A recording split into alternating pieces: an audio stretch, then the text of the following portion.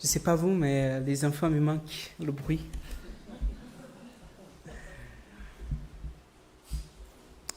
Nous sommes là ce matin pour entendre, pour parler de notre Seigneur, pour louer son nom. Et là, nous allons entrer dans cet moment de réflexion sur sa parole, sur ce qu'elle va nous dire. Nous sommes sur une série de réflexions sur le livre d'Apocalypse. Alors, Apocalypse, je ne sais pas vous, mais la première chose qui nous vient à tête, c'est Apocalypse Zombie. C'est tous ces films un peu de la fin du monde, un peu de destruction.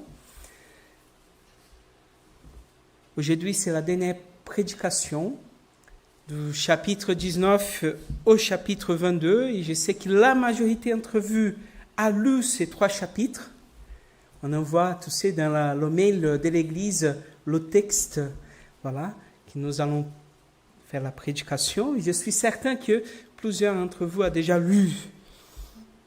Moi, j'aimerais bien lire la fin, le chapitre 22.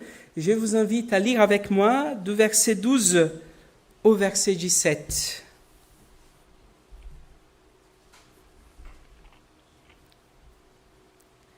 Apocalypse chapitre 22, du verset 12 au verset 17. Et dans ma version, il est dit, « Oui, dit Jésus, je viens bientôt. J'apporte avec moi mes récompenses pour rendre à chacun selon ses actes. Je suis l'alpha et l'oméga, le premier et le dernier, le commencement et la fin. Heureux ceux qui lavent leurs vêtements. Ils auront le droit de manger le fruit de l'arbre de la vie et de franchir les portes de la ville. Mais dehors, les hommes ignobles, ceux qui pratiquent la magie, les débauchés, les meurtriers, ceux qui adorent les idoles et tous ceux qui aiment et pratiquent le mensonge. Mais Jésus, moi Jésus, j'ai envoyé mon ange pour rendre témoignage à ces vérités destinées aux églises. Je suis le rejeton de la racine de David, son descendant. C'est moi, l'étoile brillante du matin. Et l'esprit et l'épouse disent, on va dire ensemble, viens. Que celui qui entend ces paroles dise, viens. Que celui qui a soif vienne. Que celui qui veut de l'eau de la vie la reçoive gratuitement. Je vous invite à prier. Seigneur, notre Père céleste, au nom de Jésus, nous voulons te louer et te glorifier. Nous te demandons, Seigneur, que toi tu viennes nous parler ce matin par ta parole. Ta parole qui est parfaite, qui est agréable, qui nous conduit à toute vérité. Nous te remercions au nom de Jésus. Amen. Amen. Donc, comme nous avons dit, tout au long de cette série, le livre d'Apocalypse nous parle en quelque part de cette réalité spirituelle qui est au-delà de notre vue. D'ailleurs, c'est Paul lui-même qui va nous dire que notre combat, ce n'est pas contre la chair, ce n'est pas contre les choses physiques, mais c'est un combat spirituel. Et ça s'y passe à la fois dans une intériorisation, dans quelque chose qui est intérieur, dans un péché qui est là, dans notre être.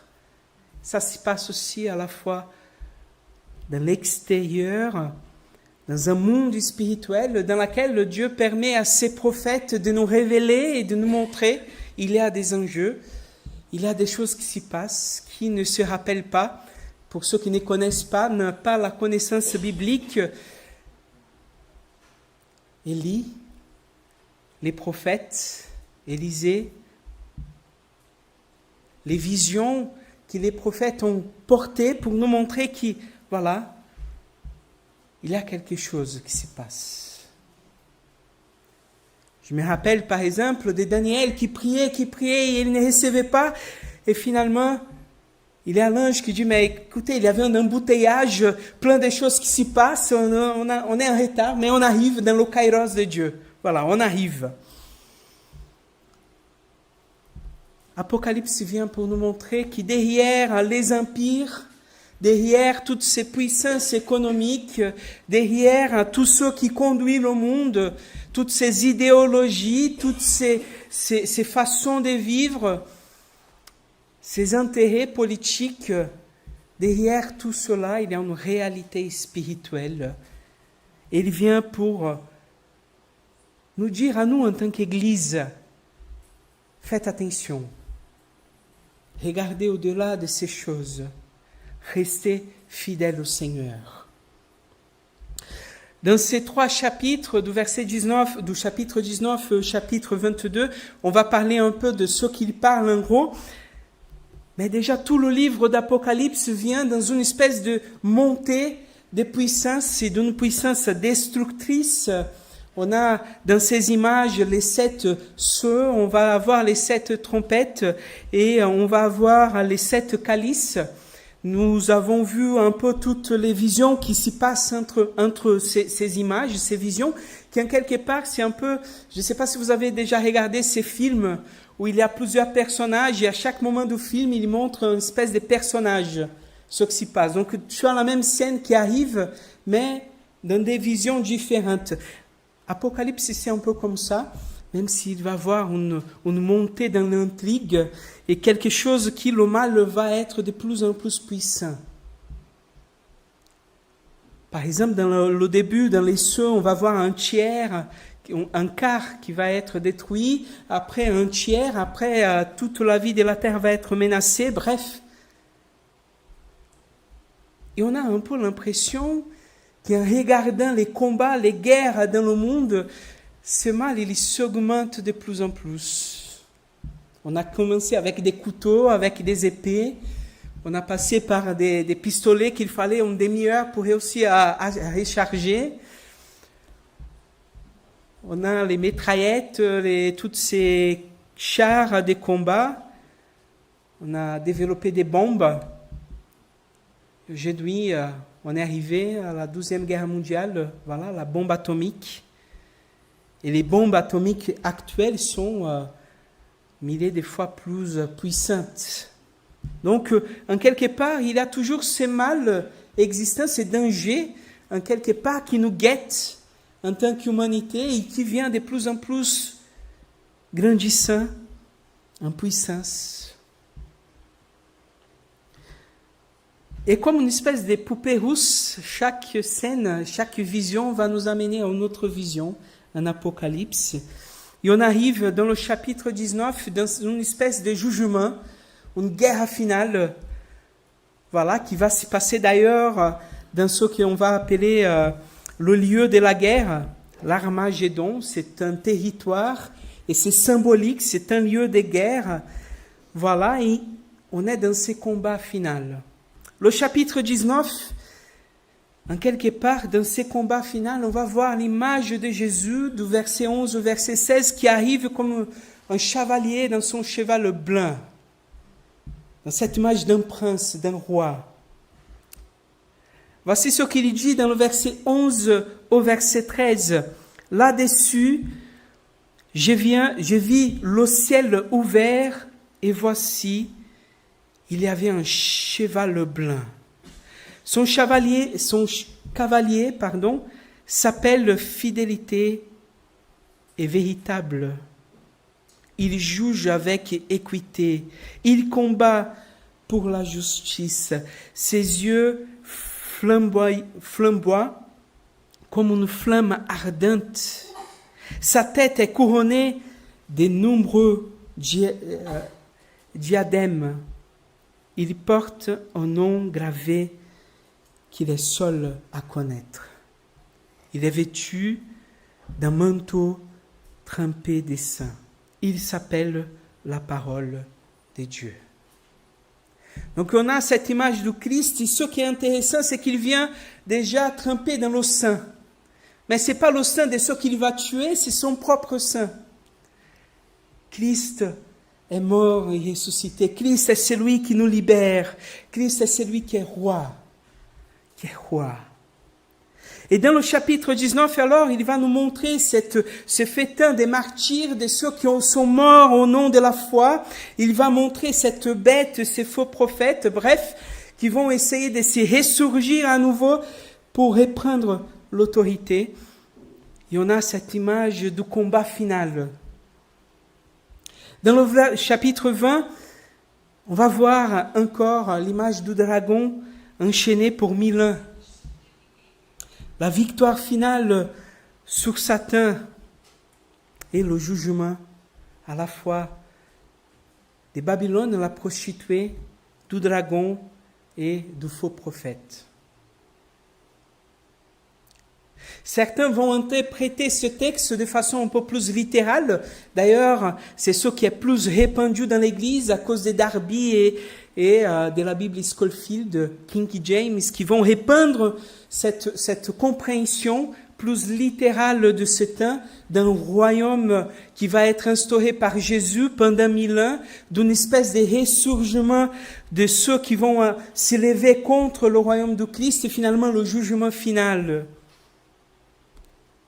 Il y a d'autres compréhensions, celles qui sont un peu plus ancrées dans l'histoire de l'Église, qui vont être un peu plus interprétatives sur cet royaume, non pas comme quelque chose littéral de 1000 ans précis, mais quelque chose qui nous révèle c'est Christ et tous ces royaumes qui vont s'élever contre Jésus. Ces royaumes spirituels qui est là déjà, qui est déjà ancré dans l'histoire, qui révèle déjà ceux et celles qui vivent pour le Christ, qui vivent selon la volonté de Dieu, cette liberté qu'il nous apporte.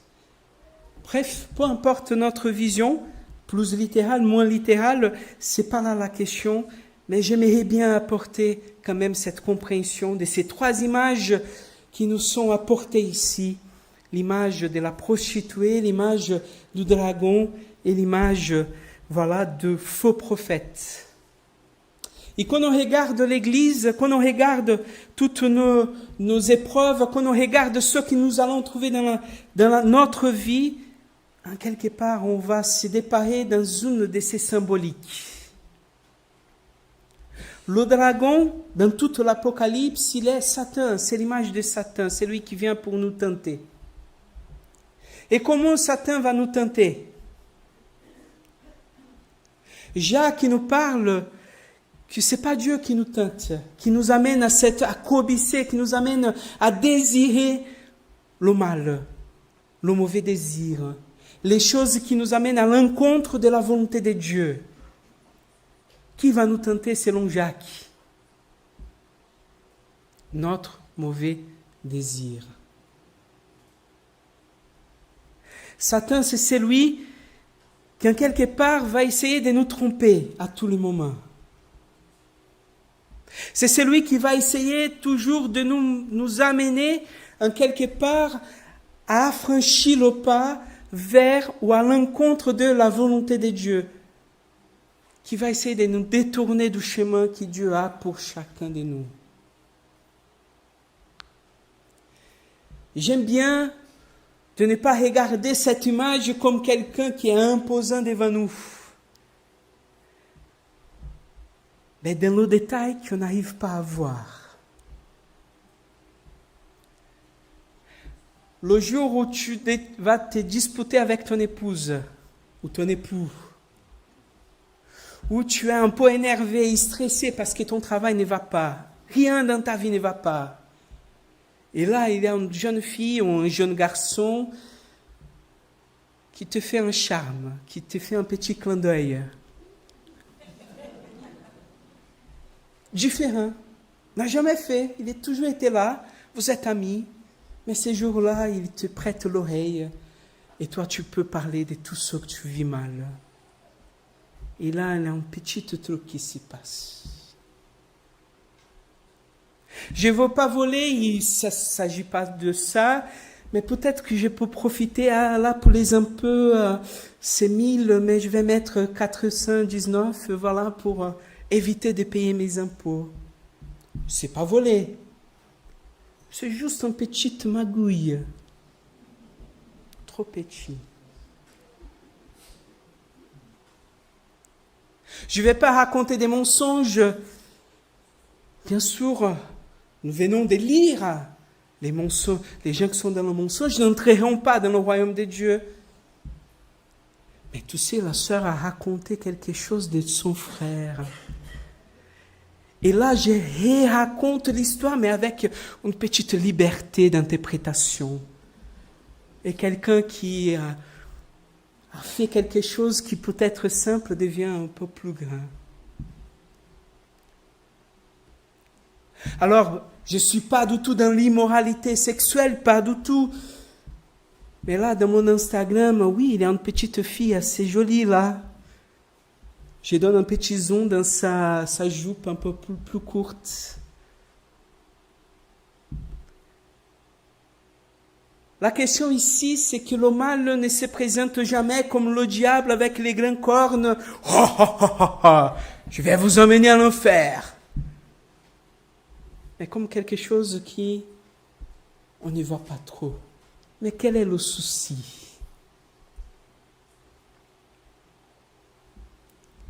Certains théologiens vont dire que la grande stratégie du diable dans ces siècles, c'est de nous amener à comprendre qu'il n'existe pas et qu'il n'est pas dans toutes ces choses.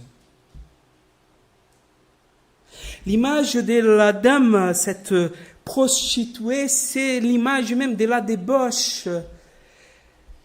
Et en quelque part, elle est en pleine action dans notre monde. Quel est le problème?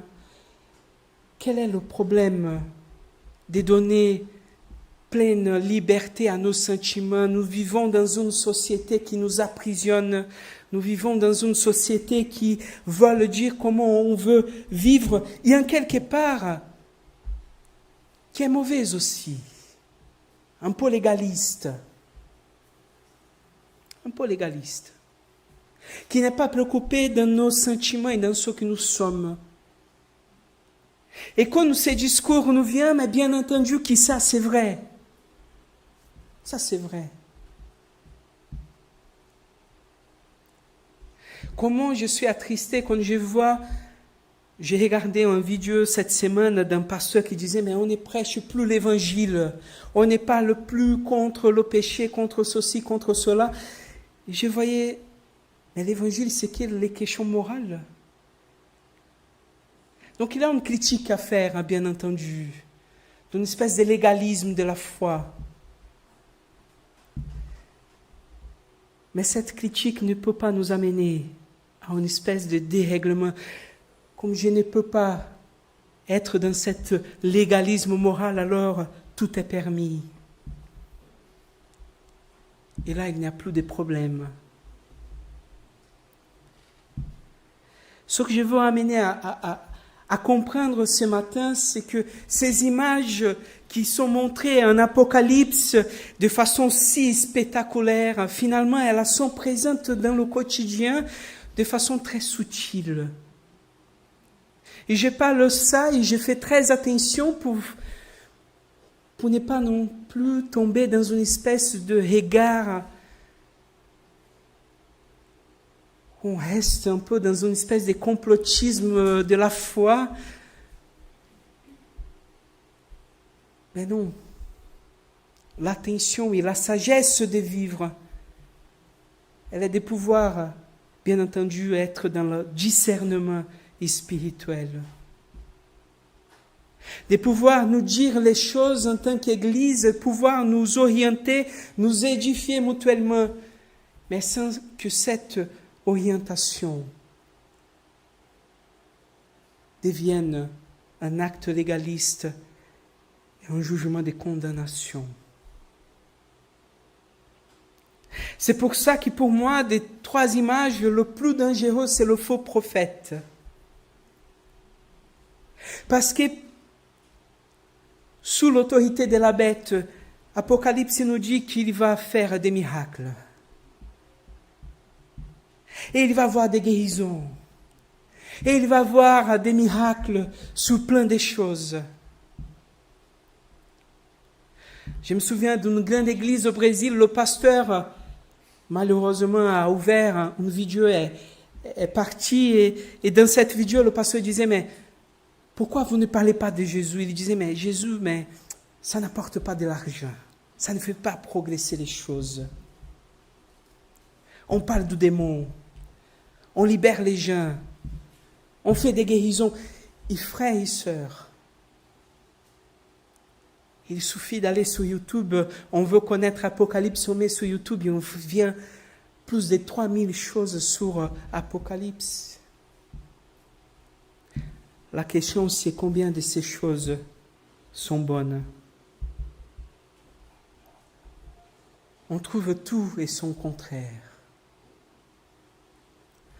Le danger pour nous en tant que chrétiens, c'est de réussir dans cette phase, dans ces moments où nous sommes en quelque part dans ce monde spirituel, où nous avons Dieu, où nous avons Christ, où nous avons la victoire sur la mort, où nous avons les vérités qui nous apportent la parole de Dieu, mais où nous avons aussi le diable, où nous avons aussi les tentations, où nous avons aussi les hérésies et les faux prophètes qui sont là en train de travailler.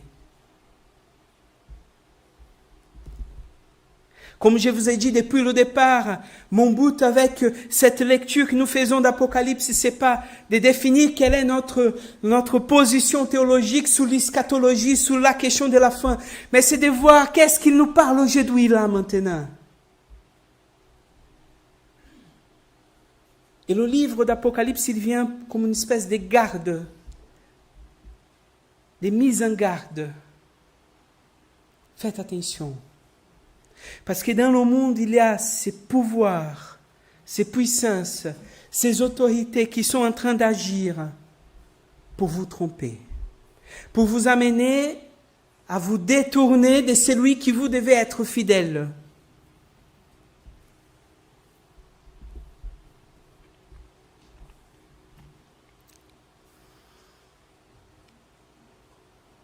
Mais la deuxième chose qu'Apocalypse vient nous montrer avec ces images, c'est qu'après ce moment de jugement, il y aura une nouvelle création, un nouveau ciel et une nouvelle terre. Chapitre 21, nous entrons dans cette nouvelle création et on voit des choses merveilleuses dans cette description du nouveau ciel et nouvelle terre. Une des choses que je veux remarquer, que je trouve que c'est important, c'est qu'il n'y aura pas de temple dans cette nouvelle création. Il n'y a plus le temple. Et pourquoi il n'y a plus le temple? Parce que la présence de Dieu est au milieu de cette création. Parce que Dieu est là. Le temple, dans l'Ancien Testament, c'était le lieu de la présence de Dieu. Mais ce lieu, il devait être toujours en séparation. Et cette séparation était parce que nous étions pécheurs. Christ a rompu, bien entendu, le lieu,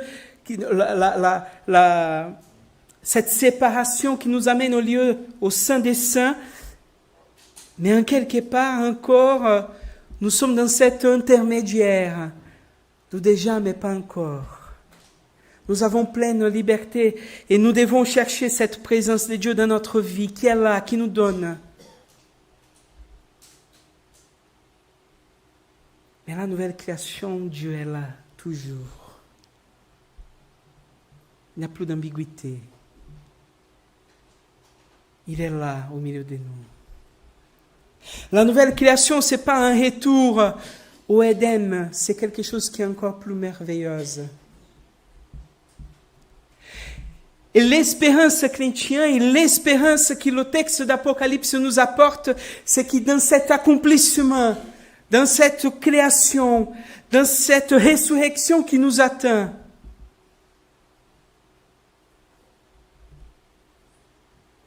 il n'aura plus le mal, il n'aura plus de péché.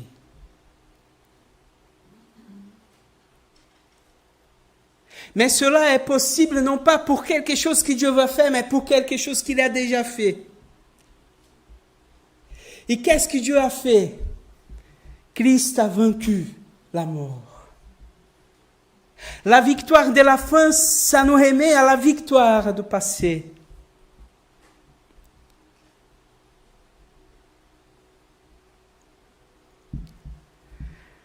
Je ne sais pas si vous avez déjà vécu ça, mais moi, ma première formation, c'était l'informatique.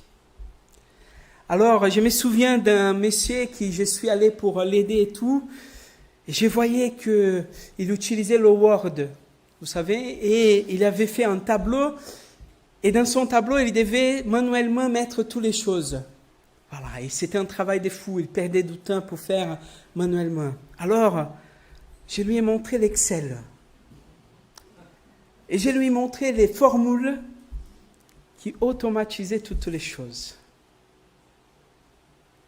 Ce que je veux dire par là, c'est que dans cette nouvelle création du Seigneur, dans ce que nous recevons en Jésus-Christ, c'est que nous avons déjà toutes les formules qui nous amènent à la victoire. Il faut apprendre à utiliser. La victoire est déjà là, mais j'ai un peu l'impression qu'on ne sait pas saisir de cette victoire. Et qu'on est en train de faire quelque chose manuellement parce que, voilà, il faut que je vainque le péché. Mais non, mais, attends, Jésus a déjà vaincu. Ah non, mais il faut que je fasse ceci. Non, mais attends, il y a l'Esprit Saint qui est en toi. Il faut faire appel. Il faut laisser Dieu agir. La victoire qui est pour nous annoncée, elle est aussi vécue dans notre quotidien, que nous laissons place au Saint-Esprit. La question d'Apocalypse, c'est que, et c'est ça que je trouve intéressant, c'est que le salut, il est vu non pas seulement par la justification, mais par le chemin que nous allons faire à partir de cette justification. Jusqu'au moment où on va se rencontrer face à face avec le Seigneur. Apocalypse nous met en garde dans ce chemin. Je ne sais pas si vous avez déjà lu Le Voyage du Pèlerin. Si vous n'avez pas encore lu, je vous invite à regarder. C'est l'histoire en fait du chrétien qui est un chemin et qui va passer par tous les défis, qui va en quelque part illustrer le chemin chrétien jusqu'au ciel. Et ce qui est intéressant dans cette histoire, c'est de voir le chrétien combattre avec les armes qui sont données par le Seigneur et comment il va les représenter. Frères et sœurs, Apocalypse nous montre que nous sommes en plein combat. Et qu'en quelque part, nous sommes des guerriers.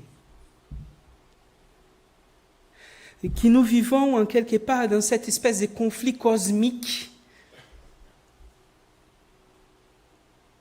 dans laquelle la victoire nous est déjà annoncée et dans laquelle nous avons déjà cette certitude de la victoire. Christ a vaincu la mort. C'est pour ça que nous sommes l'esprit et l'épouse qui disent « Viens ». C'est pour ça que nous prenons cette parole. Viens, viens, viens, viens. L'espérance pour nous doit être une réalité aujourd'hui, maintenant. Et nous devons nous rappeler constamment de cette espérance. Elle ne peut pas être une espérance de celui qui atteint sans rien faire. Comme le pêcheur qui jette sa ligne et qui atteint le poisson, doucement, tranquille, avec une bonne bouteille de bière à côté. Mais l'espérance chrétienne, elle nous amène à un mouvement de confiance, de conviction, du regard de la souffrance et des difficultés présentes, par l'annonce déjà reçue dans notre cœur, nous sommes vainqueurs. Parce que Christ a vaincu le mal. L'invitation d'Apocalypse, c'est de vivre là, dans cet temps présent, à la fois dans la fidélité, en cherchant par la parole, par celui qui a la parole, quelle est la sagesse de Dieu pour notre vie, mais aussi dans l'espérance, en regardant à la fois la souffrance, les épreuves, les tentations et toutes les choses que nous puissions vivre en disant « Merci Seigneur, parce que rien ne peut me séparer de ton amour. Merci Seigneur, parce que tout cela va passer, parce que c'est toi qui es l'alpha et l'oméga, c'est toi qui es le premier et le dernier, c'est toi qui es le commencement et la fin. » Le texte que nous allons lire, Apocalypse 22, versets 12 à 17, dans le verset 14, nous dit « Heureux ceux qui lavent leurs vêtements. » Qui lave les vêtements? Ceux qui sont sales. Nous lavons nos vêtements quand nous sommes avec le Christ. C'est par le sang de l'agneau que nous sommes lavés. C'est de nos péchés que nous sommes pardonnés. Il nous invite à être dans cette confiance, mais plus encore, à aller boire de cette eau qui nous donne vie. Que celui qui a soif vienne, que celui qui veut l'eau de la vie la reçoive gratuitement. Frères et sœurs, notre foi nous amène à comprendre que nous sommes déjà à la fin. Et nous sommes déjà à la fin, parce que personne ne peut nous séparer du Seigneur. Toutes ces choses qui nous arrivent, toutes ces guerres, toutes ces maladies, toutes ces émeutes, tout cela ne peut pas enlever notre paix, parce que nous sommes déjà là. C'est ce que Paul va dire, nous vivons comme si nous ne vivions pas. Nous sommes mariés comme si nous n'étions pas. Ce n'est pas pour aller faire la débauche, hein, attention. Mais c'est parce que nous sommes déjà à la fin. Nous sommes déjà là.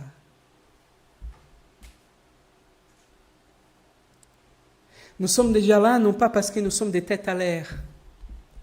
Nous sommes déjà là parce que nous regardons la réalité présente dans l'espérance de l'annonce de l'avenir. Je vous invite à prier.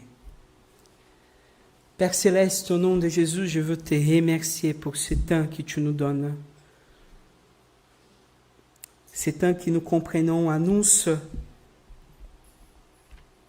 Ce temps que nous comprenons est rempli de douleurs, de difficultés, de défis. C'est un Seigneur dans lequel parfois nous sommes attristés, en difficulté.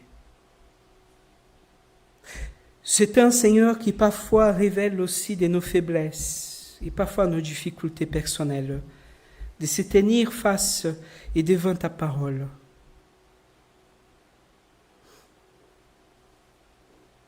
Ce temps-là, Seigneur, ne peut pas effacer la joie et l'espérance de la gloire céleste. Ce temps-là, Seigneur, qui peut être dur, est passager. Et ce que tu as préparé pour nous ne se compare pas. De tellement grandiose et merveilleux.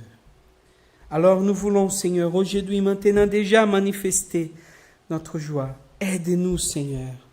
Aide-nous dans nos combats personnels. Aide-nous, Seigneur, dans nos combats journaliers, quotidiens, à ne pas nous laisser décourager, mais à marcher de gloire en gloire, à aller de victoire en victoire vers toi. Aide-nous, Seigneur, à créer dans notre cœur cette fidélité éprouvée, pour qu'on puisse être toujours dans la paix et dans la joie de ton esprit. Nous te prions, Seigneur, au nom de Jésus. Amen.